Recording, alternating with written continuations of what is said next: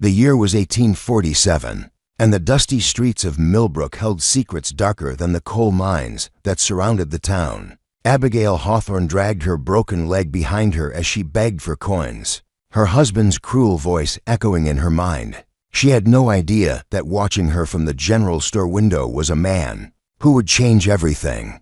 Jeremiah Blackwood had buried his wife 2 winters ago, and something about the beaten woman on the street stirred his heart in ways he thought were dead forever. The morning sun cast long shadows across the wooden sidewalks of Millbrook as Abigail positioned herself near the church steps, her left leg twisted at an unnatural angle from where Silas had thrown her down the stairs 3 months prior, throbbed with each movement. The makeshift crutch her neighbor had carved from oak wood was her only companion. As she settled onto the cold stone steps, "Please, sir," she whispered to the first passerby, a well-dressed gentleman heading to the bank. "Just a penny for some bread." The man hurried past without acknowledgement, his polished boots clicking against the boardwalk. Abigail pulled her worn shawl tighter around her shoulders. The October wind carried the smell of wood smoke and horse manure, familiar scents that had once brought her comfort when she first arrived in Millbrook as a bride 5 years ago. Those days seemed like a lifetime ago now.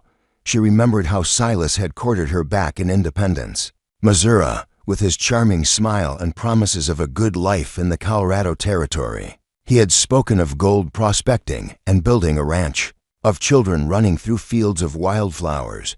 The reality had been far different. From across the street, Jeremiah Blackwood watched the woman through the window of his general store. He had seen her there every morning for weeks now, always in the same spot, always with that broken leg dragging behind her. Something about her quiet dignity in the face of such hardship reminded him of his late wife, Magdalena. Jeremiah was a man of 42 years, with silver threading through his dark hair and lines around his eyes that spoke of both laughter and sorrow. He had built his store from nothing, working 16-hour days to provide for Magdalena and their dreams of a family. When the fever took her, he thought his heart had died with her mourning. Jeremiah called out Tobias McKinnon, the town's blacksmith, as he entered the store. "You got those horseshoe nails I ordered right here, Tobias?" Jeremiah replied, though his eyes remained fixed on the woman across the street. "Say, you know anything about that lady there?" Tobias followed his gaze and shook his head grimly. "That's Abigail Hawthorne, married to Silas Hawthorne, the fellow who works sometimes at the mine. Word is he's got a powerful mean streak when he's been drinking, and the leg fell down some stairs, or so she says. But folks talk, you know. Some say Silas pushed her, others say he threw her." Tobias lowered his voice. "She's been begging for weeks now. Silas don't give her nothing for food." Jeremiah's jaw tightened. He had seen enough cruelty in his life to recognize it when he saw it. During his years in the war, he had witnessed what men could do to each other, but somehow the idea of a man hurting his own wife struck him as even more vile. "Here's your nails," Jeremiah said, handing over the package. "And Tobias, if you see Silas Hawthorne giving that woman any trouble, you let me know." As Tobias left, Jeremiah reached into his cash drawer and pulled out a silver dollar. He had been successful with his store, more successful than most men in Millbrook, but he lived simply. What good was money if it couldn't help someone in need? He crossed the street, his boots echoing on the wooden planks. Abigail looked up as his shadow fell across her, and Jeremiah felt his breath catch. Despite the bruises fading on her face and the exhaustion in her eyes, she was beautiful, not in the painted way of the saloon girls, but in the way autumn leaves were beautiful just before they fell. "Ma'am," he said, removing his hat, "I'm Jeremiah Blackwood. I own the general store." "There." Abigail's hand moved instinctively to her throat, a gesture Jeremiah recognized as fear. "I ain't causing no trouble, sir. I'll move along if you want." "No, ma'am, that's not why I'm here." He held out the silver dollar. "I was wondering if you might accept this for food or whatever you might need." She stared at the coin as if it might bite her. I can't take charity, sir. My husband, he wouldn't approve." "Your husband doesn't need to know," Jeremiah said gently. "And it's not charity, Consider it payment for a conversation. I've been working alone in that store for 2 years now, and I could use some company." Abigail's fingers trembled as she reached for the coin. "What kind of conversation?" "Whatever kind you'd like. Tell me about yourself, where you're from, what you did before you came to Millbrook." Something in his tone, kind and patient, made Abigail's guard drop slightly. "I was a teacher back in Missouri. Before I married Silas." "A teacher," Jeremiah repeated, settling down on the step beside her. "That's a noble profession. What did you teach?" "Reading and writing, mostly, some arithmetic. I had about 20 children in my schoolhouse." A ghost of a smile crossed her face. "They were good children, most of them, eager to learn."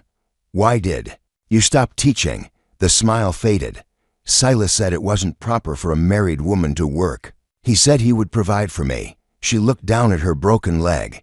"He did provide, in his way." They sat in silence for a moment, watching the townspeople go about their daily business.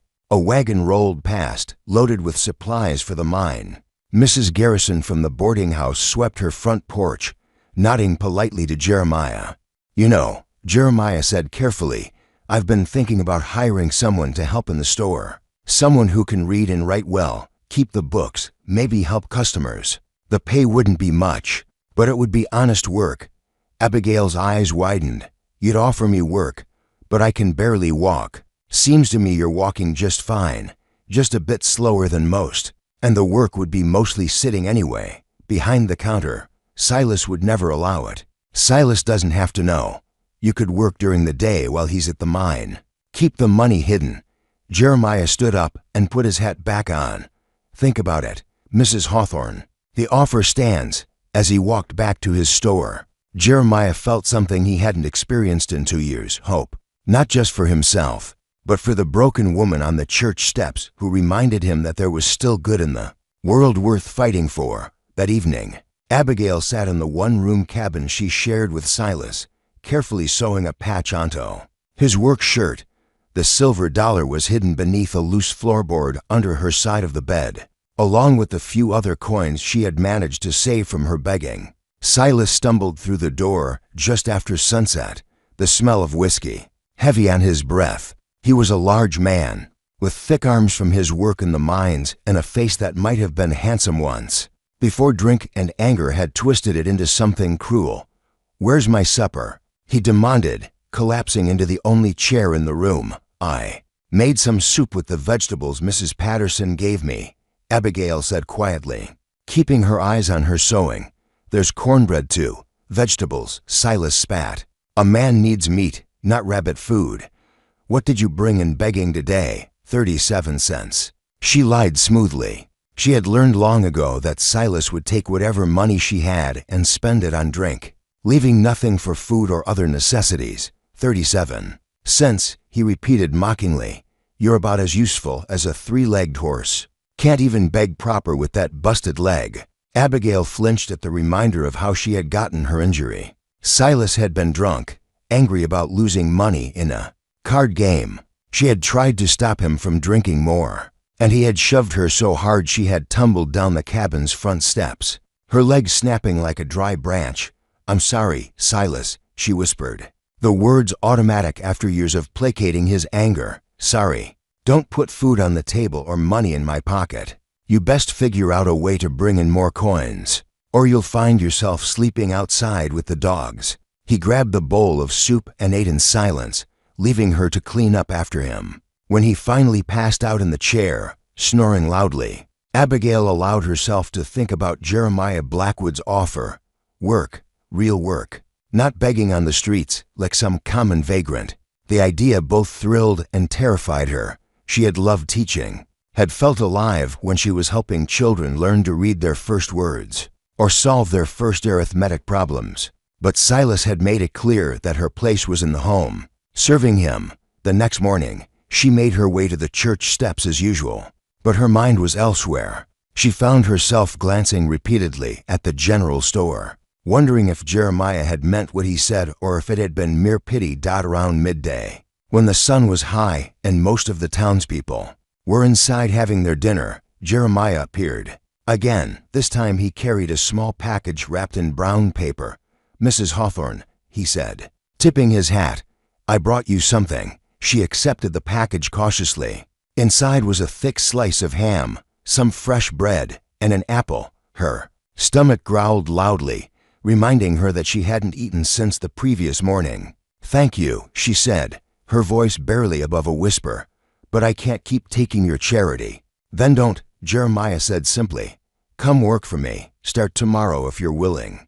I'll pay you 50 cents a day to begin with, and we'll see how it goes. 50 cents a day. Abigail's mind raced. That was more money than she had ever seen at one time in her married life. But the fear of Silas discovering her deception was overwhelming. He'll find out, she said. He always finds out everything. Not if we're careful. He works at the mine from dawn until dusk. Correct, you could work from 8 in the morning until 4 in the afternoon.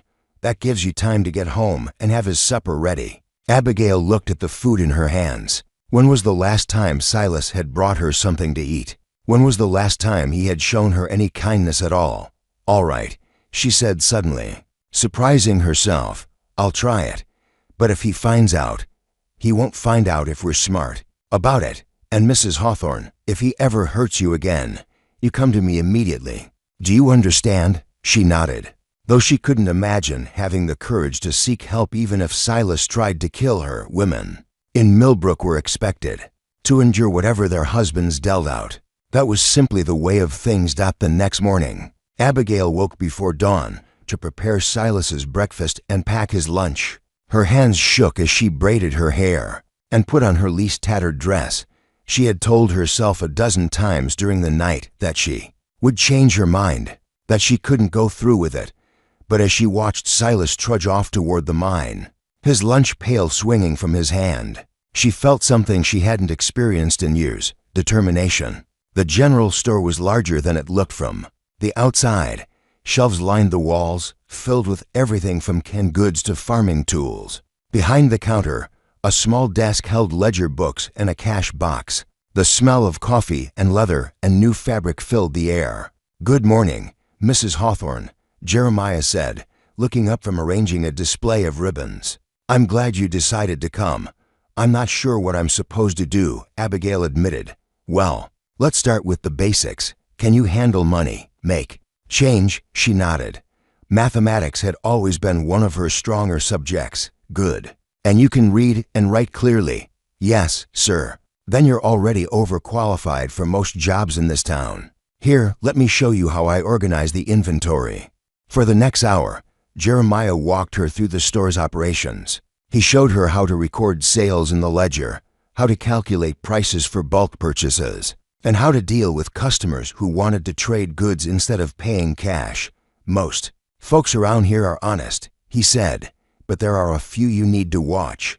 Old Pete Stevens will try to shortchange you if you're not paying attention. And Mrs. Whitmore likes to slip extra items into her purchases when she thinks no one is looking. Abigail found herself smiling. It felt good to be learning something new, to be using her mind for something other than figuring out how to avoid Silas's anger. Her first customer was a young woman named Patience Miller, who needed thread for a dress she was making. Abigail found the right color and made the sale smoothly, recording it carefully in the ledger. You're doing fine, Jeremiah said after Patience left. Natural-born shopkeeper, I'd say. The morning passed quickly. Abigail helped several more customers, balance the cash drawer, and even reorganize the ribbon display when she noticed it was getting messy. She was surprised to find that she enjoyed the work, enjoyed the feeling of being useful. Around noon, Jeremiah brought her a plate of food from the boarding house. You need to keep your strength up, he said when she protested. Can't have my best employee fainting from hunger. Best employee. The words warmed her more than the hot soup. The afternoon brought more customers, including Tobias McKinnon, who needed nails for a horseshoeing job. He looked surprised to see Abigail behind the counter, but said nothing beyond a polite greeting. Don't worry about Tobias, Jeremiah said after the blacksmith left. He's a good man. Won't spread gossip. At 4 o'clock, Jeremiah handed her 50 cents in silver coins. You earned every penny of that today. Same time tomorrow. Abigail nodded, clutching the money tightly. It was more than she had made begging into weeks. She hurried home, stopping at the butcher shop to buy a small piece of beef for Silas's supper. If he was well fed and content, he was less likely to ask awkward questions about her day. The pattern continued for 2 weeks. Every morning, Abigail would arrive at the store at 8 o'clock sharp. She learned to handle more complex transactions, to deal with difficult customers, and to keep detailed records of inventory. Jeremiah was patient and encouraging, never raising his voice even when she made mistakes. More importantly, she began to remember who she had been before she married Silas, the woman who had loved books and learning, who had dreamed of making a difference in the world. That woman had been buried under years of fear and abuse, but she was still there, waiting to be rediscovered. The work gave her more than money. It gave her purpose, and something she had almost forgotten existed: happiness.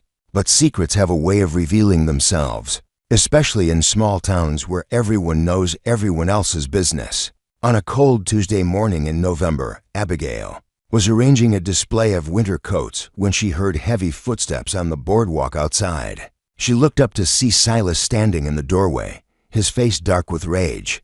"Well, well," he said, his voice deadly quiet. "What have we here?" Abigail's blood turned to ice. Behind the counter, Jeremiah stood up slowly, his hand moving to the shotgun he kept under the cash drawer. "Silas," Abigail whispered. What are you doing here? You should be at the mine. Mine's closed today. Cave-in blocked the main tunnel." He stepped into the store, his eyes never leaving her face. "Imagine my surprise when I heard from Charlie Brookshire that my wife has been working in the general store, playing shopkeeper while I break my back in the dark. It's not what you think." Abigail began, but Silas cut her off with a gesture. "Where's the money, Abigail? Where's the money you've been hiding from me?" Jeremiah stepped forward. "Mr. Hawthorne, your wife has been an excellent employee. She's earned her wages honestly." "Earned her wages?" Silas repeated, his voice dripping with contempt. "My wife don't work for nobody but me, and she sure as hell don't work for some man who's been sniffing around her like a dog in heat." "That's enough," Jeremiah said firmly. "You'll not speak to her that way in my store." Silas laughed, a sound like breaking glass. "Your store? This is my wife we're talking about, mister. She belongs to me, and I'll speak to her however I damn well please." He grabbed Abigail's arm, his fingers digging into her flesh. "You're coming home with me right now, and you're going to show me where you hid that money. Let go of her," Jeremiah said, his voice low and dangerous. "Or what? You'll fight me for her. You think you can take what's mine. I think a man who has to beat his wife to keep her is no man at all." The words hung in the air like a challenge. Silas's face turned purple with rage, and Abigail saw his hand form a fist. She had seen that look before, right before he had thrown her down the stairs. "Silas, please," she said desperately. "I'll come home. I'll give you the money. Just don't hurt anyone." But Silas was beyond reasoning. He swung at Jeremiah with all his strength, a blow that would have felled a smaller man. Jeremiah ducked under the punch and came up with his own fist, catching Silas in the ribs. The two men grappled, crashing into shelves and sending goods flying. Abigail pressed herself against the wall, watching in horror as her husband and the man who had shown her kindness fought over her like she was a piece of property. Silas was younger and stronger, but Jeremiah was smarter and more agile. He used Silas's momentum against him, sending the bigger man stumbling into a display of farming tools. Silas grabbed a pitchfork and swung it at Jeremiah's head. Jeremiah rolled aside, the sharp tines whizzing past his ear. He came up with the shotgun in his hands, pointing it directly at Silas's chest. "That's enough," he said quietly. "Put down the pitchfork and get out of my store." Silas's eyes were wild, but he wasn't stupid enough to face down a shotgun. He threw the pitchfork aside and glared at Abigail. "This ain't over," he snarled. "You think you can make a fool of me? Hide behind this man. You're my wife and you'll do as I say." "Actually," Jeremiah said, still holding the gun steady, "I don't think she will." He reached into his pocket with his free hand and pulled out a folded piece of paper. "This is a letter I wrote to the territorial judge in Denver. It describes what you did to your wife's leg. and what you've been doing to her ever since. I've got witnesses willing to testify about your treatment of her." Silas's face went pale. "You can't prove nothing. I can prove plenty." Doc Morrison examined Mrs. Hawthorne's leg when she first started begging. "He'll testify that her injuries were consistent with being pushed downstairs. Mrs. Patterson will testify about the bruises she's seen on your wife's face and arms. And I'll testify about what I've witnessed myself." Abigail stared at Jeremiah in amazement. He had been planning this, preparing for this moment. He had been protecting her even when she didn't know. She needed protection. "What do you want?" Silas asked, his voice now sullen and defeated. "I want you to leave your wife alone. I want you to give her a divorce, clean and legal. And I want you to get out of Millbrook and never come back. And if I don't, then this letter goes to the judge, and you'll find yourself in prison for assault and battery, might even be attempted murder, depending on how the judge sees it." Silas looked from Jeremiah to Abigail, seeing the determination in both their faces. He had lost, and he knew it. "Fine," he spat. "Keep the worthless woman. See how long she lasts when she can't even walk proper." He stormed out of the store, leaving the door banging behind him. Abigail sank into a chair, her whole body shaking. "Is it really over?" she whispered. Jeremiah lowered the shotgun and came to kneel beside her chair. "It's over," he said gently. "He'll sign the divorce papers and leave town. I'll make sure of it. But where will I go? What will I do? I have no family, no money of my own. You have a job here as long as you want it. And you have a friend who cares about what happens to you." Abigail looked into his eyes, seeing the sincerity there. "Why? Why would you do all this for me?" Jeremiah was quiet for a long moment. "My wife Magdalena died believing in the goodness of people. She always said that if you had the power to help someone, you had the duty to do it. I think she would have liked you. I would have liked to meet her. She would have been proud of you today. It takes courage to stand up to a man like Silas. I didn't stand up to him, you did. You stood up to him the day you decided to take this job. You stood up to him every day you came to work despite being afraid. Don't sell yourself short, Abigail." Her name on his lips sounded different than when Silas said it. Gentle, respectful, like she was a person worth knowing. Over the following weeks, Millbrook settled into a new rhythm. Silas signed the divorce papers without contest and left town. On the next stagecoach, headed for California, Abigail moved into a small room above the general store, finally free from the fear that had dominated her life for so long. She threw herself into her work with renewed energy, learning every aspect of running the store. Jeremiah taught her about ordering inventory, negotiating with suppliers, and managing accounts. She discovered she had a natural head for business, and soon customers were asking for her specifically when they needed help. The townspeople, who had initially been suspicious of the arrangement, gradually came to accept Abigail as a respected member of the community. She helped organize a school fund, taught reading to some of the miners' children in the evenings, and even started a small lending library in the back of the store. Her leg, which had never healed properly after Silas broke it, would always cause her to walk with a slight limp, but she no longer saw it as a sign of her weakness. Instead, it was a reminder of her strength, of what she had survived and overcome. One evening in early spring, as Abigail was closing up the store, Jeremiah appeared with a small bouquet of wildflowers. "For you," he said, suddenly shy. "I thought you might like them." She accepted the flowers, breathing in their sweet scent. "They're beautiful." "Thank you, Abigail," he said, then stopped and started again. "I've been thinking about something for a while now, and I wanted to ask you."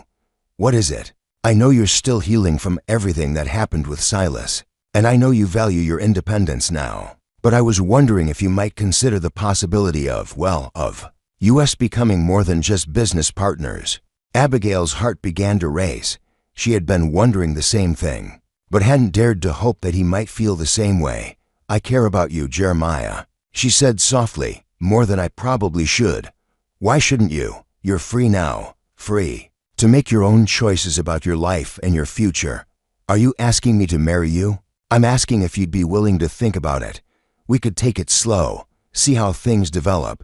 I'm not going anywhere, and neither are you." Abigail smiled, the first truly happy smile she had worn in years.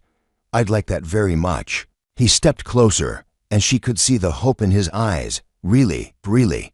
But Jeremiah, I need you to understand something. I'm not the same woman I was when I first came to your store. I've learned to stand on my own feet, to take care of myself, if we're going to be together. It has to be as equals. I wouldn't want it any other way. You're the strongest person I know. Abigail, you've overcome things that would have broken most people. I'd be honored to have you as my partner in every sense of the word." She reached up and touched his face, marveling at the gentleness in his eyes. "Then yes, I'll think about it. I'll think about a future with you." The sun was setting over the mountains, painting the sky in shades of gold and pink. As they stood together in the doorway of the general store, Abigail felt something she had never experienced before: hope for the future. She had started as a broken woman, begging on the streets of a small mining town. She had endured abuse and cruelty, had lost faith in the goodness of people. But she had also discovered that she was stronger than she had ever imagined. She had learned to fight for herself, to value herself, to believe that she deserved happiness. And now, standing beside a man who loved her not in spite of her scars, but because of the strength those scars represented, she knew that her real life was just beginning. The wildflowers in her hands seemed to glow in the evening light, a symbol of beauty that could bloom even in the harshest conditions. Like her, they had survived and thrived, and they would continue to do so as long as they had the courage to reach toward the sun. In the distance, a church bell chimed the hour, marking the end of another day in Millbrook. But for Abigail it felt like the beginning of everything she had ever dreamed of having: love, respect, and a place in the world where she truly belonged. The years that followed were filled with challenges and joys in equal measure.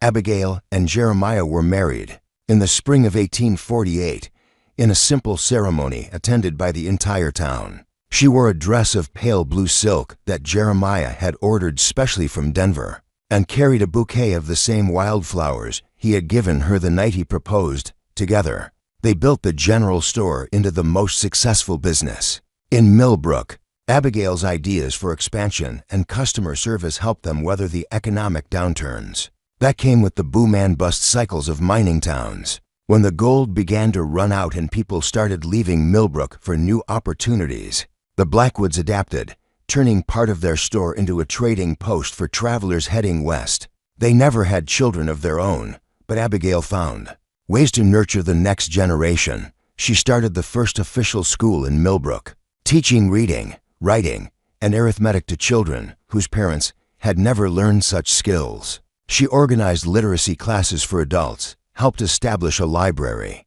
and even convinced the territorial government to send a circuit judge to Millbrook regularly to handle legal matters. Most importantly, she made sure that the other women in town knew they had a friend and advocate in her. When Martha Penwood showed up at the store with bruises on her face and fear in her eyes, Abigail knew exactly what to do. She had been there herself, and she was determined that no other woman would suffer alone as she had.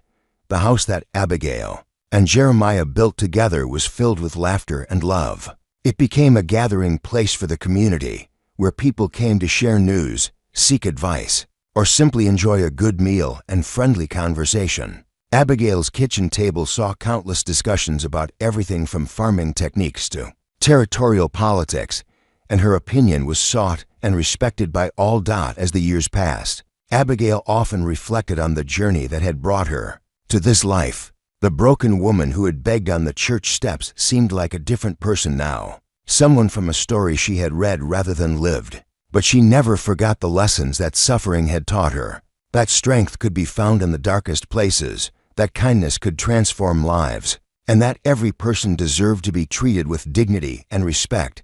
Jeremiah, for his part, never stopped marveling at the woman he had married.